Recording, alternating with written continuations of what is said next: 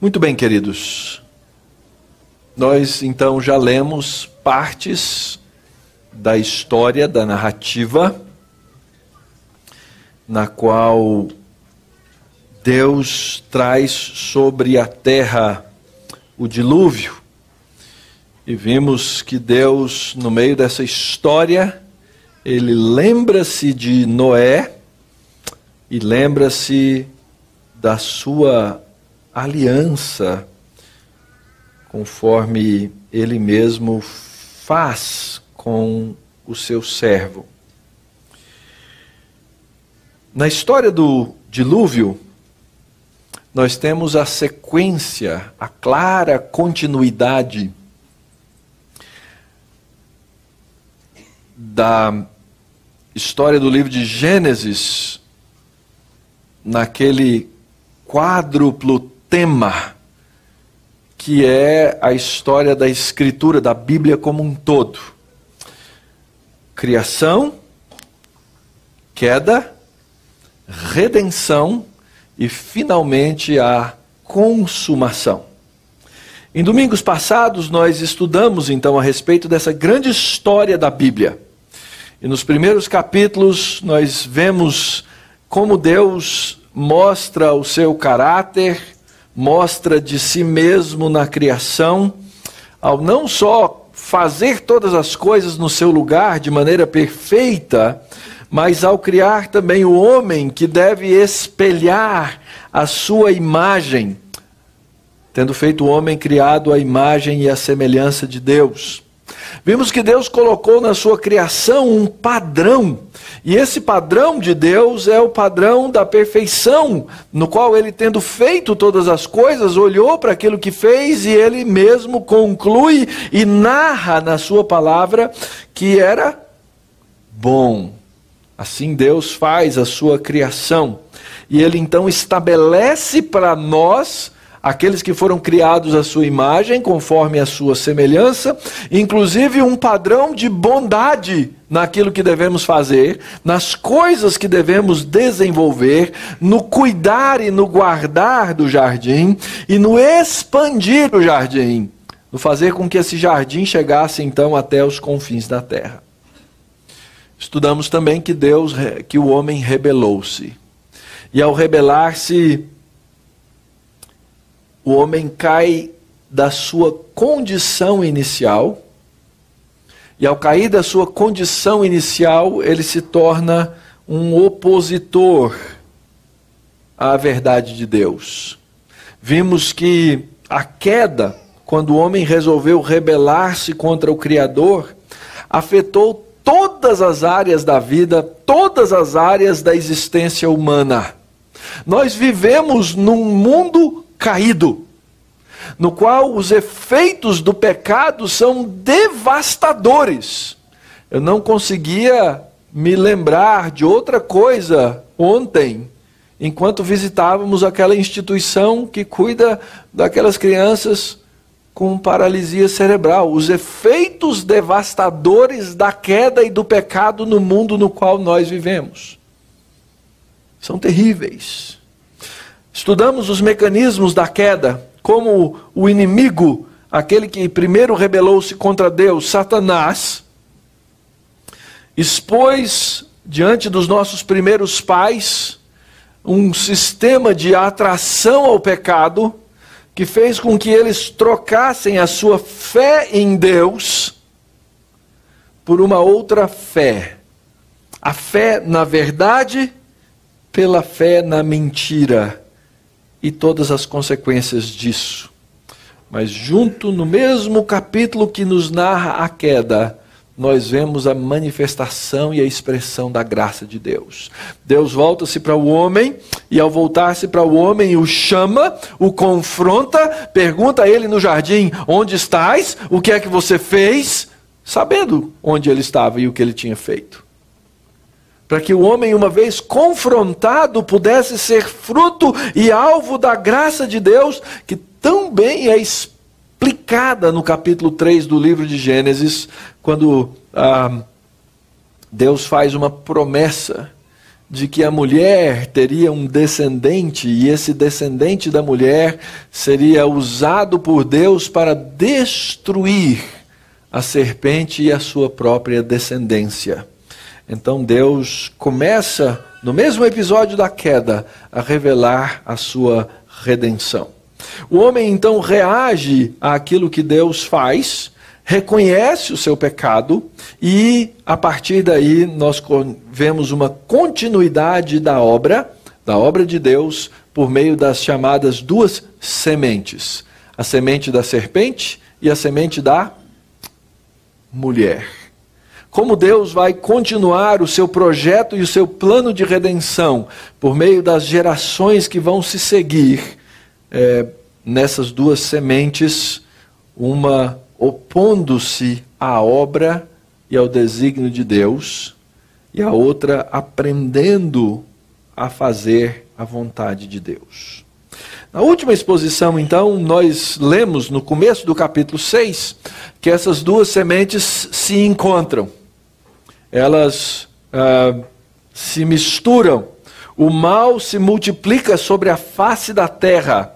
O texto diz que Deus arrepende-se. Nós estudamos extensivamente essa ideia e esse conceito de Deus arrepender-se como uma linguagem figurada, na qual Deus resolve, Deus determina que ia exterminar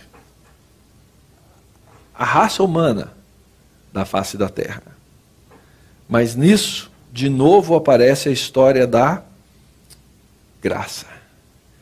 E então o texto que terminamos no último domingo, ele declara exatamente isso. E Noé encontrou graça diante de Deus.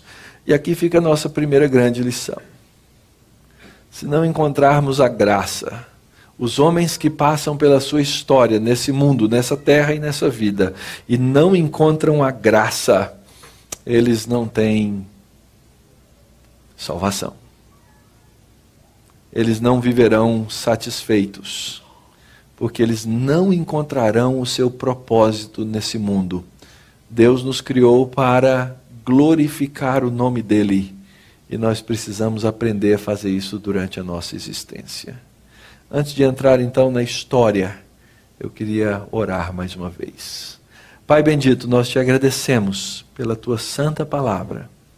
E rogamos agora, ó Deus, que encha nosso coração de grande temor diante do Senhor, para que nós possamos manifestar a tua verdade, para que nós possamos, ó Deus, crer na tua verdade, para que nós possamos, ó Deus, nos dobrar perante a tua verdade e ser libertos por ela, porque só a verdade encontrada no teu Filho Jesus pode nos libertar.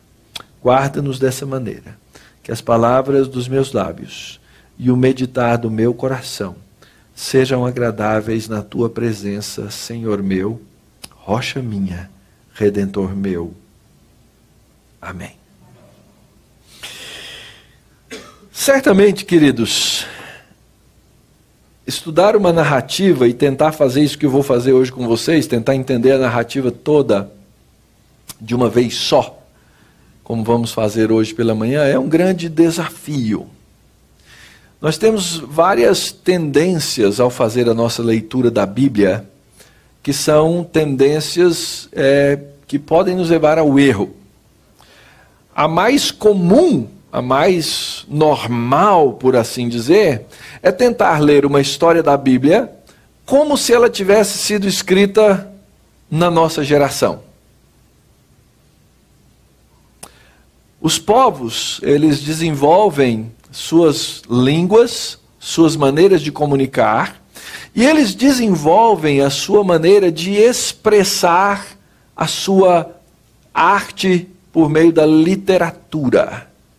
Então, a obra do livro de Gênesis, que é uma obra e um relato histórico, não é para ser lida por nós da mesma maneira como nós lemos um relato histórico escrito no nosso século ou no século passado. As pessoas não concebiam as histórias da mesma maneira que nós concebemos.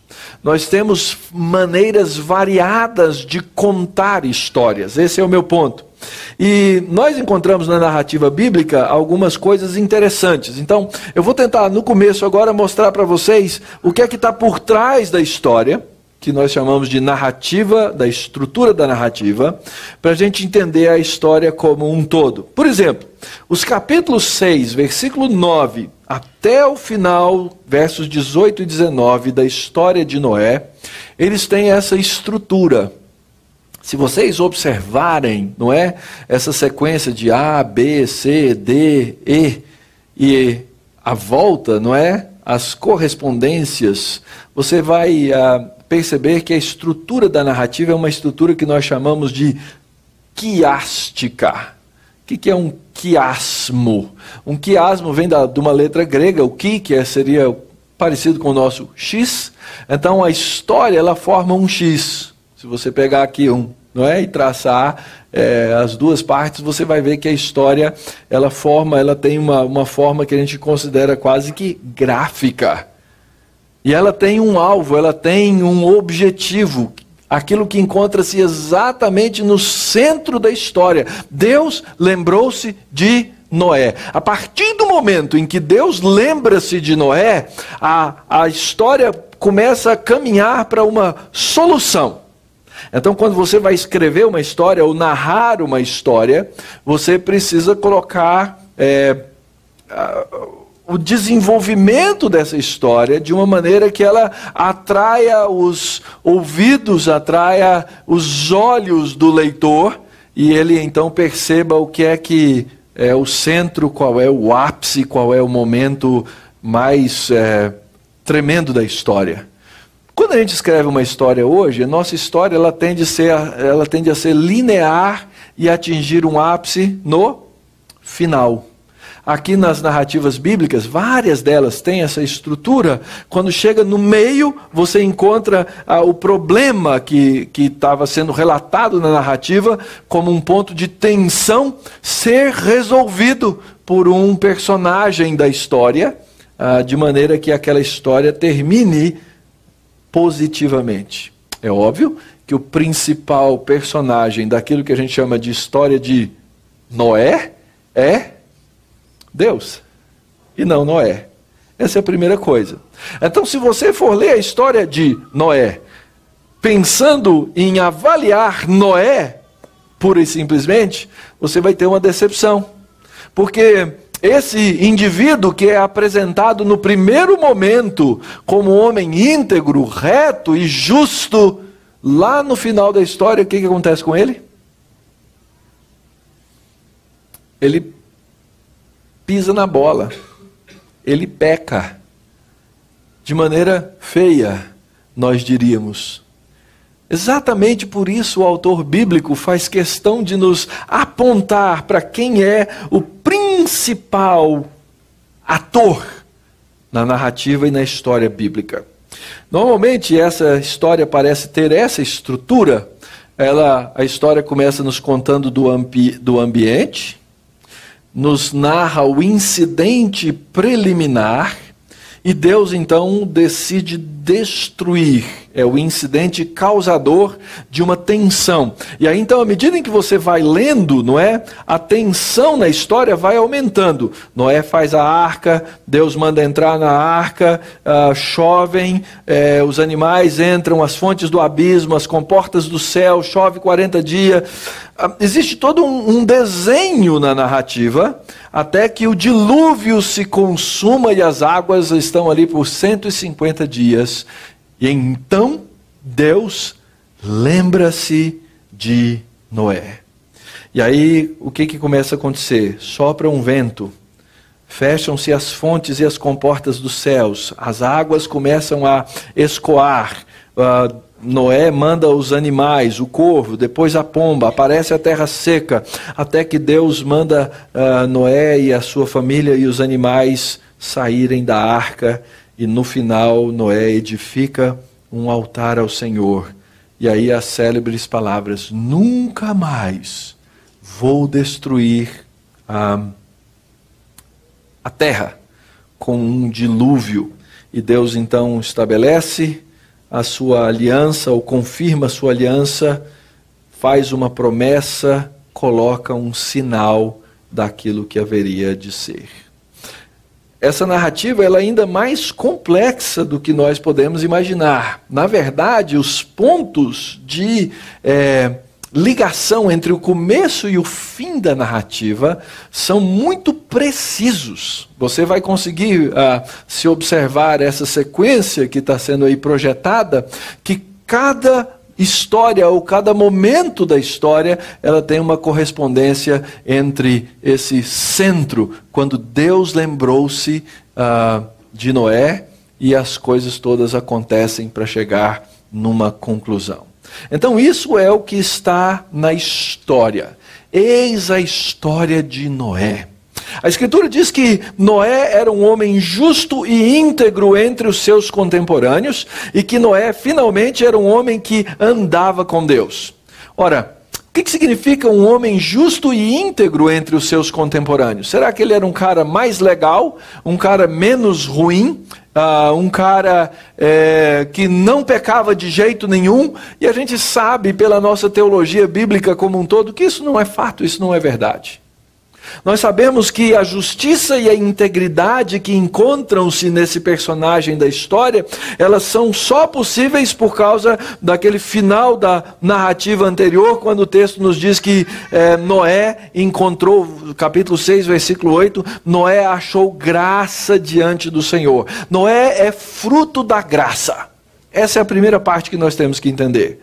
Não é possível viver nesse mundo diante de Deus sem que sejamos obra da graça de Deus.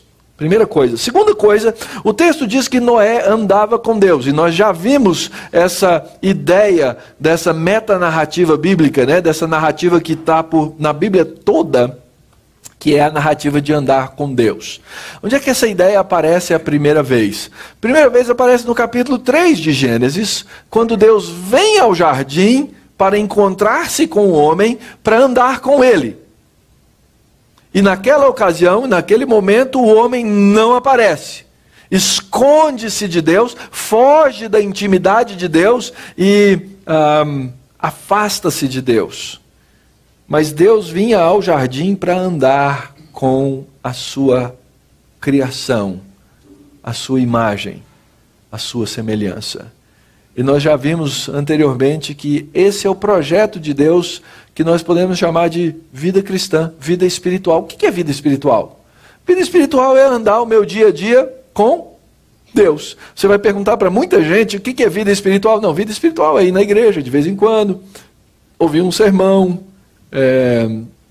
dar a minha contribuição, dar o meu dízimo, fazer caridade. As pessoas imaginam isso. A Escritura diz e nos ensina que o projeto de Deus é que nós andemos cotidianamente com Ele. Ora, Noé andava debaixo da graça de Deus, gerou 3 filhos, isso é importante, porque Deus havia dado a bênção lá no começo. E qual era a bênção? Sede fecundos. Ele teve os seus 3 filhos.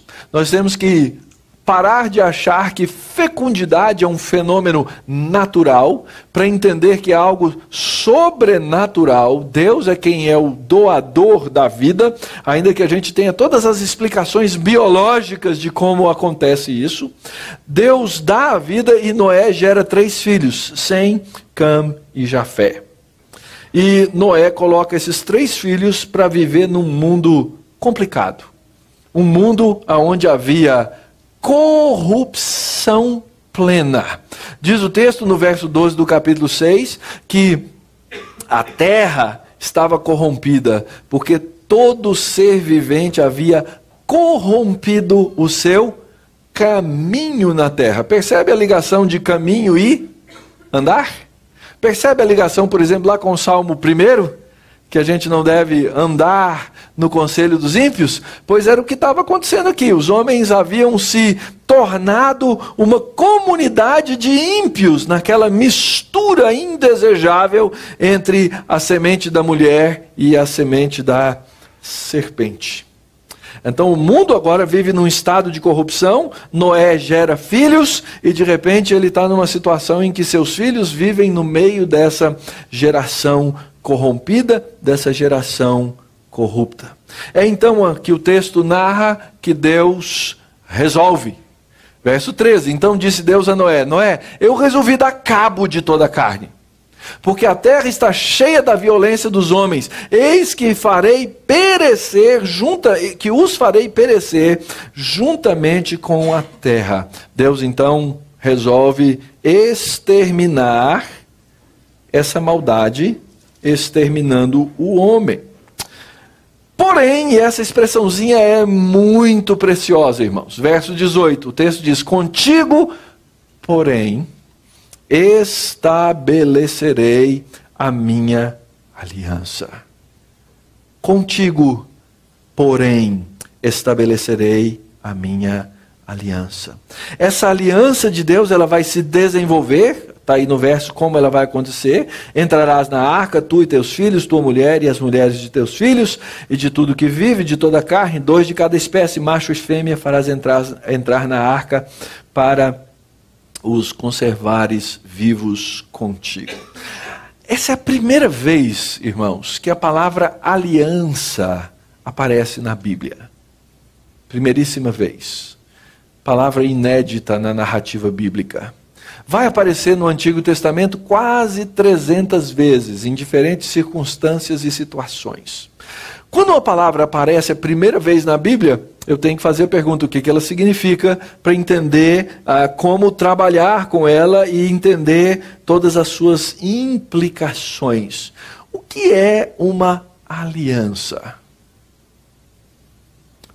Nós, na nossa cultura contemporânea, ainda, em alguns casos, usamos uma aliança.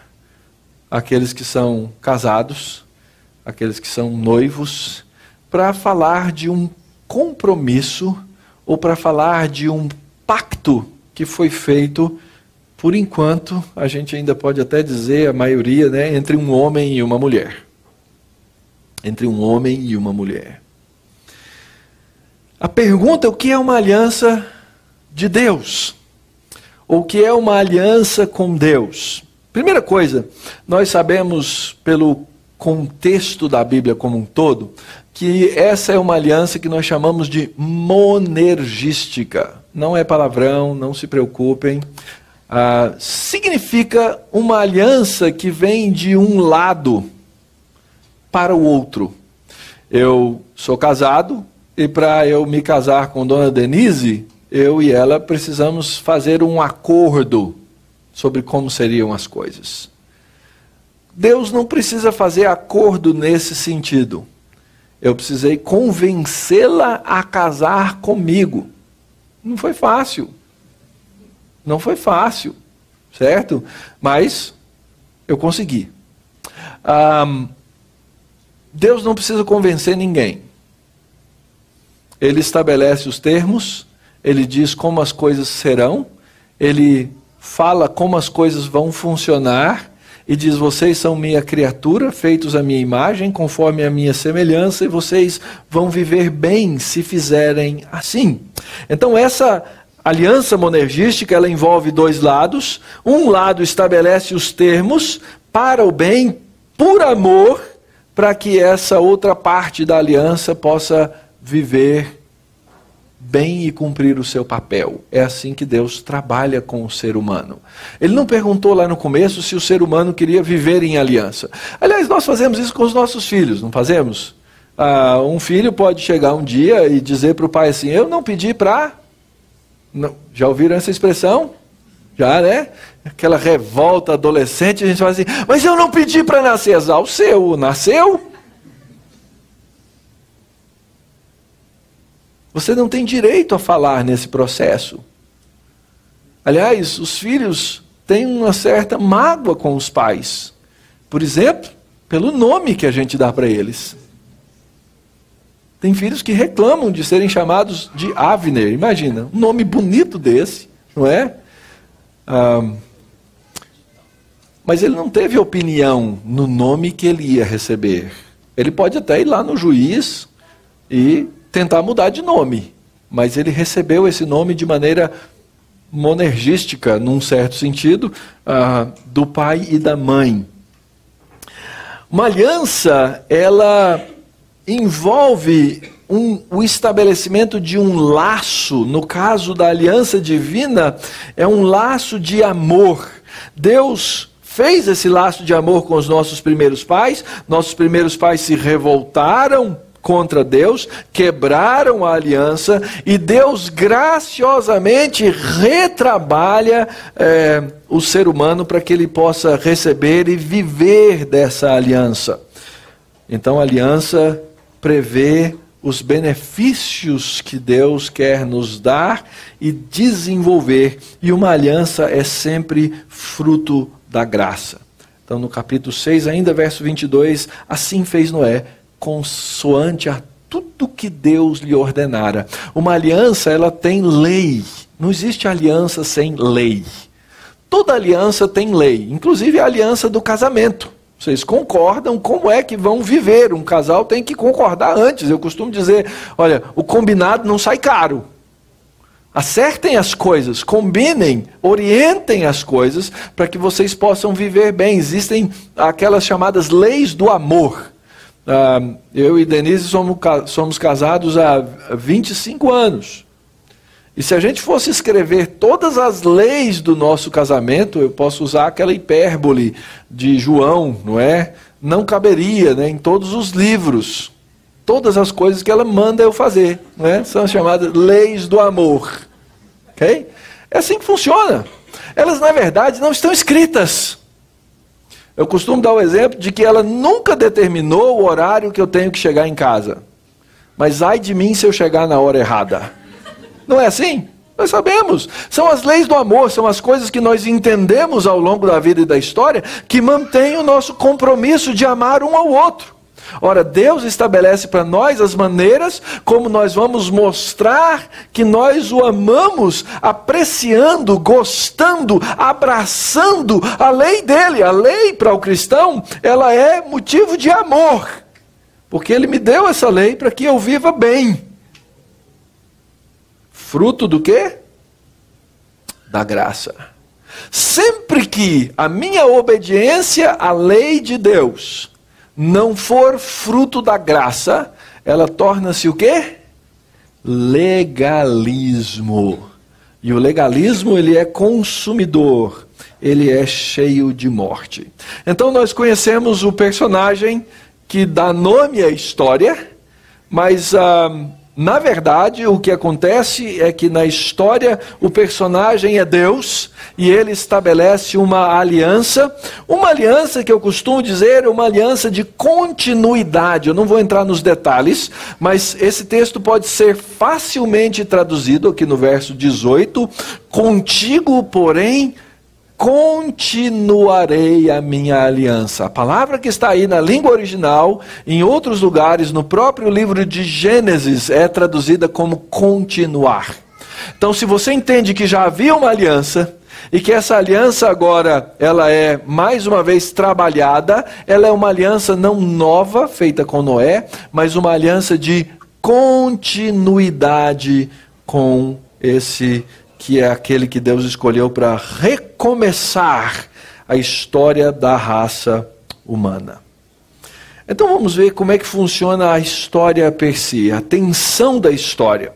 Ora, a tensão da história ela vai acontecer no grande feito de Deus que nós chamamos de dilúvio.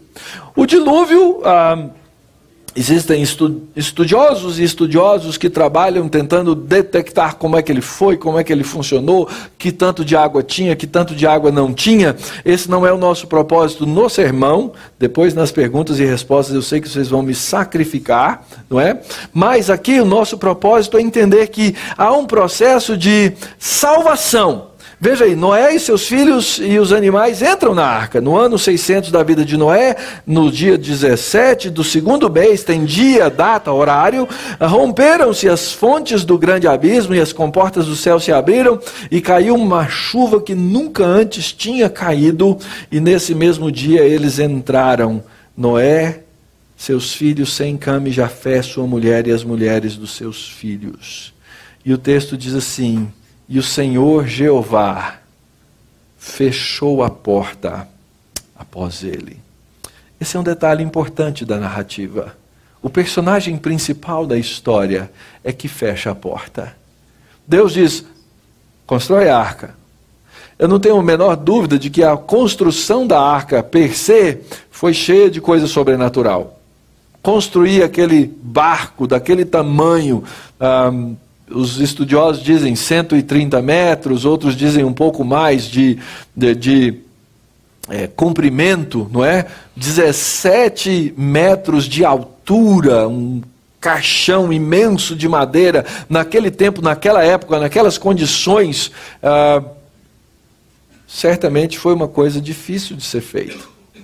Mas o ponto do narrador é que Deus, tendo instruído que a arca fosse feita, 3 andares, com quartos e etc., é que no final da história, quando eles entrassem, Deus fecharia a porta. Esse é um ponto importante. É Deus o preservador. Aliás, a preservação de Deus, ela vem de várias maneiras. Ela vem primeiro numa ordem inusitada, de mandar construir uma arca num lugar que aparentemente não tinha inundações. Imagina as pressões de Noé, homem reto, justo e íntegro, que andava com Deus, e as piadinhas que saíam nas mídias sociais da época. Noé, louco, está fazendo um mega empreendimento no meio do nada e para nada. Imagina o homem justo, reto e íntegro, e cheio de fé que era Noé, sofrendo as pressões de uma geração que havia se corrompido completamente. Quando Noé entra, a providência de Deus age.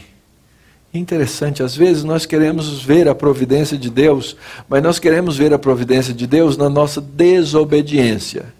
Essa é a nossa tolice. Deus, eu quero ver a tua providência, mas eu quero ver na desobediência. Observem que existe uma sequência clara no texto. Noé fez, Noé obedeceu e a providência agiu. Nós podemos aplicar esse conceito, por exemplo, para a oração. Nós queremos aprender a orar as nossas orações de ação de graças quando nós não queremos aprender a fazer as nossas orações de verdadeira petição diante de Deus.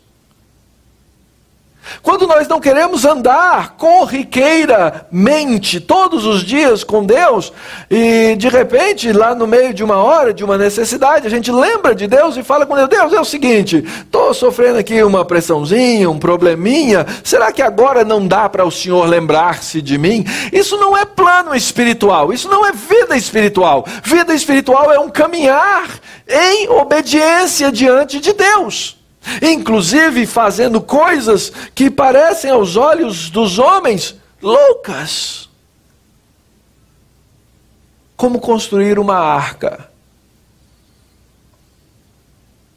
em obediência a voz de Deus, voz que os outros não tinham escutado, não tinham ouvido. Eles entram na arca e a providência de Deus age. O Senhor fechou a porta. A maldição se cumpre, as águas sobem. A tensão da história cresce. Verso 21, pereceu toda a carne que se movia sobre a terra.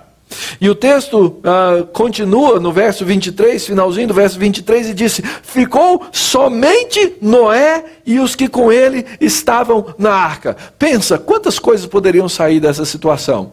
Noé podia falar assim: Senhor, me largou aqui sozinho. E ainda tem um filho complicado e minhas noras, imagina. Essas moças, viu? Parece que não tiveram educação em casa. E provavelmente não, porque se todos haviam se corrompido, a educação delas também não devia ter sido uma educação muito boa. Mas Noé é sustentado pela graça. E as águas permaneceram durante 150 dias sobre a terra. Vai contando o tempo aí. Meu Deus, essa arca aqui está ficando intolerável. As coisas estão ficando difíceis.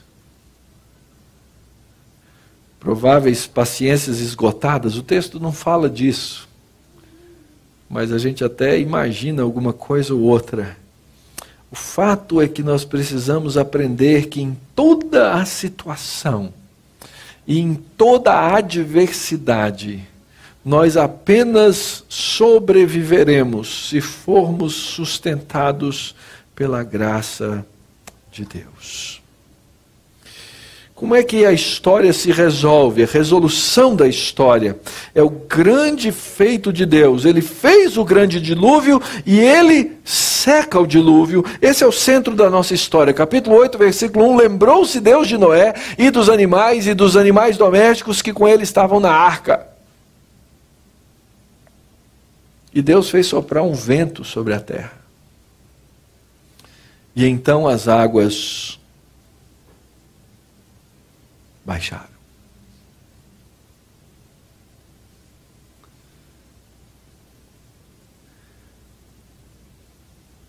Será que Deus lembra de você, querido?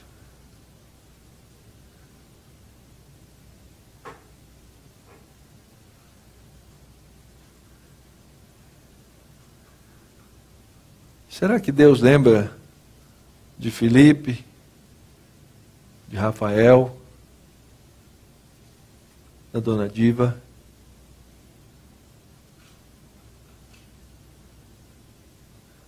Será que ele sabe quem é o Ângelo?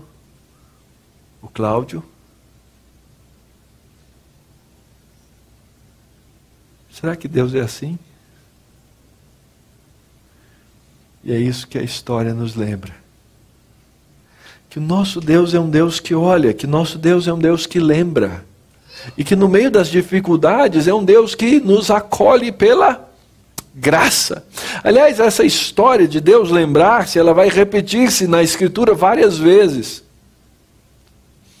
Às vezes parece que Deus esqueceu-se. Aliás, o povo entrou lá para o Egito, é a sequência da história do Gênesis, e eles passaram lá 400 e tantos anos, ou quase 400 anos, até que a Escritura diz que o Deus o quê? Deus lembrou-se. Esse é o Deus que continua a fazer isso. E ele lembra-se do quê?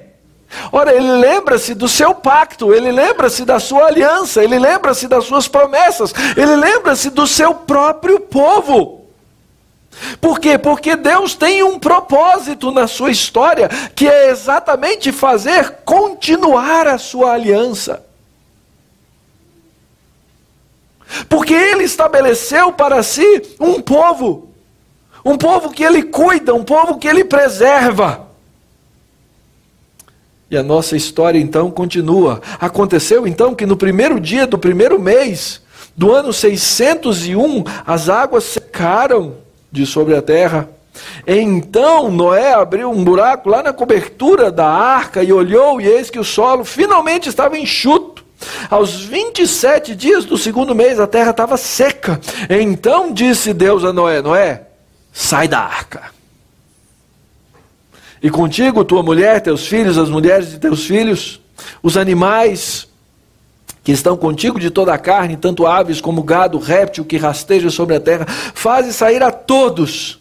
Para quê? Para que povoem a terra, sejam fecundos e nela se multipliquem. Ouviram isso antes aonde, queridos?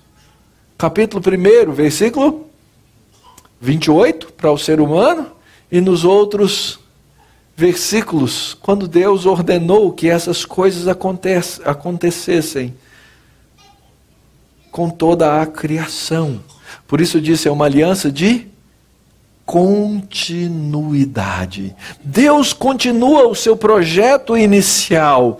Deus quer que aquelas coisas boas que Ele criou se estabeleçam sobre a própria face da terra para trazer glória ao seu nome. Noé obedeceu. Saiu, pois, Noé com seus filhos, sua mulher e as mulheres de seus filhos, e também saíram da arca os animais, os répteis, as aves e tudo que se move sobre a terra, segundo as suas famílias. E aí então, Noé, em obediência, cultua a Deus. Levantou Noé um altar a Jeová, e tomando de animais limpos e aves limpas, ofereceu holocaustos sobre o altar. Deus havia mandado entrar um casal de cada animal, mas dos chamados animais limpos Ele mandou que entrassem 7, para que o holocausto, que é a oferta inteiramente queimada, pudesse subir. E Jeová aspirou o suave cheiro e disse consigo mesmo: não tornarei a amaldiçoar a terra por causa do homem, porque é mau o desígnio íntimo do homem desde a sua mocidade. Nem tornarei a ferir todos vivente como fiz. Enquanto durar a terra, não deixará de haver sementeira e ceifa, e frio, calor, verão, inverno, dia e noite. E nós vivemos assim até hoje. Num mundo que apresenta instabilidades, é verdade. Estamos enfrentando uma seca terrível e chuvas copiosas no sul. Mas a gente pode olhar e ver que as coisas continuam a funcionar. Quando a gente lê uma história bíblica, queridos, o grande ponto é entender quem é que está por trás da história. E entender para que Deus realizou essa história. E aqui então nós vamos ver a essência da aliança de Deus. Eu vou ter que fazer mais um sermão nessa perícope, né? nesse texto, que vai ser no capítulo 9. Mas hoje eu queria chegar aqui nos pontos fundamentais que concluem a nossa história. Disse também Deus a Noé e seus filhos: eis que eu confirmo a minha aliança convosco e com a vossa descendência, e com os seres viventes que estão convosco. Todas as aves, os animais domésticos e os animais selváticos que saíram da arca, como todos os animais da terra. Eu confirmo a minha aliança convosco. Não será mais destruída toda a carne por águas de dilúvio, nem mais haverá dilúvio para destruir a terra. E disse Deus: este é o sinal da minha aliança que faço entre mim e vós, e entre todos os seres viventes que estão convosco, para perpétuas gerações. Porém nas nuvens, o meu arco será por sinal da aliança entre mim e a terra. Sucederá que quando eu trouxer nuvens sobre a terra, e nelas aparecer o arco, então eu me lembrarei da minha aliança firmada entre mim e vós e todos os seres viventes de toda a carne. E as águas não mais se tornarão em dilúvio para destruir toda a carne. O arco estará nas nuvens, vê-lo-ei e me lembrarei da aliança eterna entre Deus e todos os seres viventes de toda a carne que há sobre a terra.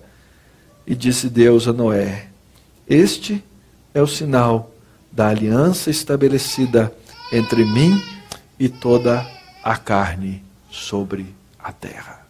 O que te chama a atenção quando esses textos são lidos? Quais são os pontos? Eu dei a cola, está em negrito. Deus lembra. Deus lembra porque Ele sabe dessa aliança que Ele confirma com o seu povo. Ele coloca um sinal. E a gente imagina, puxa vida, toda vez que eu olhar para o arco, todas as vezes que eu olhar para cima, e todas as vezes que ele aparecer, eu vou me lembrar da aliança. Deus diz: não, quem lembra sou eu. Eu não esqueço da minha aliança.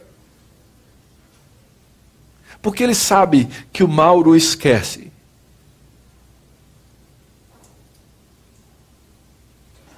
Ele sabe que nós temos mentes corrompidas pelo pecado. Ele conhece as nossas fraquezas. Ele conhece as nossas instabilidades e incapacidades, mas Deus não esquece. Ele coloca um sinal e ele diz: eu vou ser o Deus de vocês e vocês vão ser o meu povo. E você, querido, você foi chamado para ser povo de Deus. E ser povo de Deus não é algo inconsequente. Ser povo de Deus significa fazer parte da história de Deus. Significa que você está aqui e você tem um propósito diante de Deus. A grande pergunta é como é que você vai realizar esse propósito. Eu tive uma longa conversa essa semana, por WhatsApp, se é possível ter uma longa conversa por WhatsApp.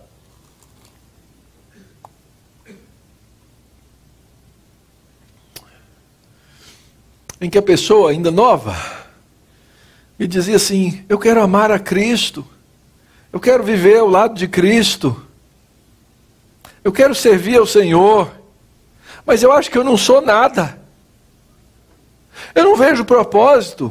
Eu vejo o senhor, pastor, o senhor faz isso, faz aquele outro, mas eu não sei, eu não faço nada. E a minha resposta foi: primeiro, fica frio, você ainda é novo.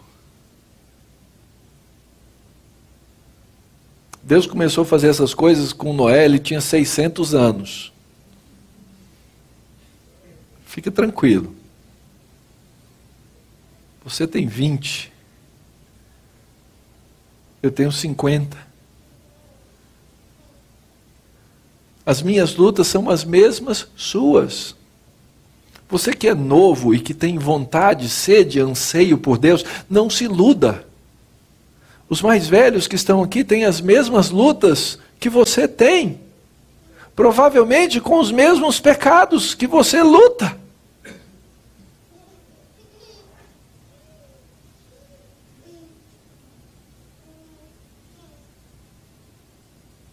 E aí eu disse: você está na universidade, sabe como é que Deus quer glorificar o nome dele com você aí na escola que você se encontra? Seja um bom estudante. Dê um bom testemunho. Seja um bom pai. Seja uma boa mãe. Seja um bom vendedor. Seja um bom advogado. Seja um bom funcionário. Seja um bom patrão. Deus não quer que você chame, a não ser que venha uma mensagem muito exclusiva e específica para você. Deus não quer que você construa uma arca, nem que você encha a arca de bichos. Mas Ele quer que você viva uma vida regular diante dEle, no meio de uma geração corrompida, na qual você vai fazer as coisas que Noé fez. Não construir a arca, mas viver em obediência, debaixo da graça, fazendo as coisas que Ele te chamou para fazer.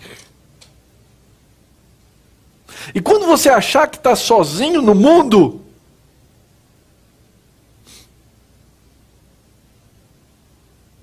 talvez Deus naquele dia coloque o arco no céu e te lembre. Quando Ele colocar o arco no céu e te lembrar, você vai lembrar de uma coisa. Ele já lembrou. Porque o nosso Deus, Ele nunca esquece. Essa é a história da aliança de Deus com o seu povo, queridos.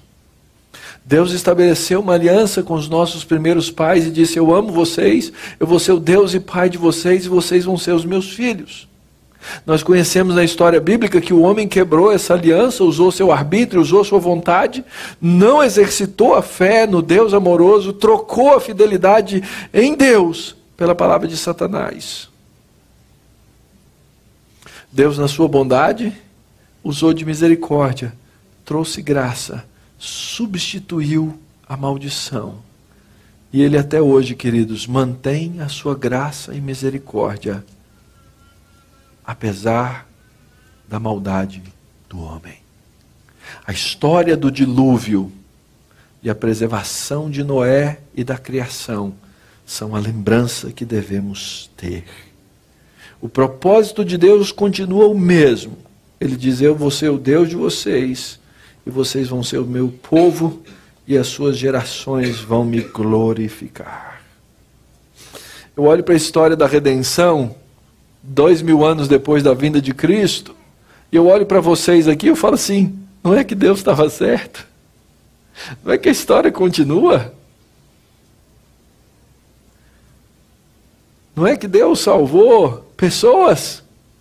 Não é que Deus arrancou pecadores no meio da morte e trouxe para a vida?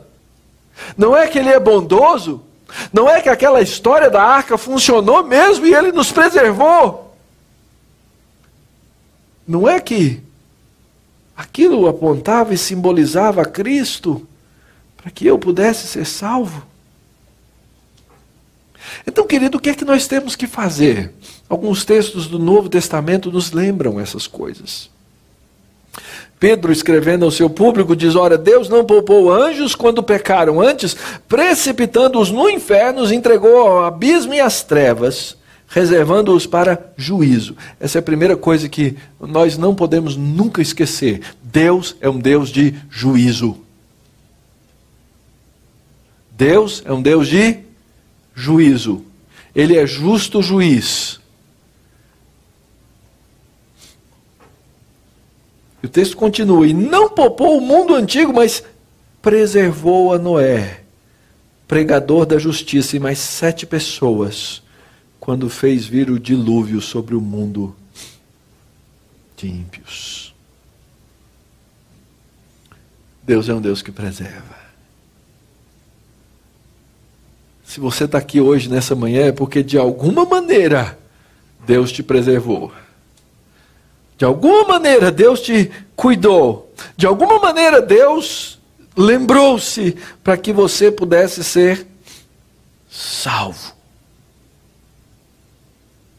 Então a exortação é essa que continua em 2 Pedro 3. Porque deliberadamente esquecem que de longo tempo houve céus bem como terra, a qual surgiu da água e através da água pela palavra de Deus, pela qual veio a perecer o mundo daquele tempo, afogado em água. E só tem um jeito de você escapar daquela mesma morte do dilúvio. Deus falou que não vai ter mais dilúvio, mas Deus não disse que não vai mais haver o quê? Juízo. Vai haver juízo. Só tem uma maneira, só tem um caminho de escapar desse juízo. O mesmo caminho de Noé.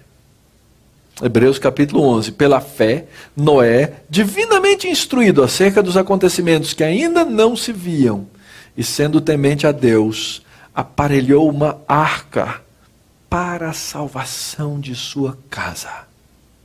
A mesma arca para a salvação da sua casa condenou o mundo, mas ele se tornou herdeiro da justiça que vem da fé.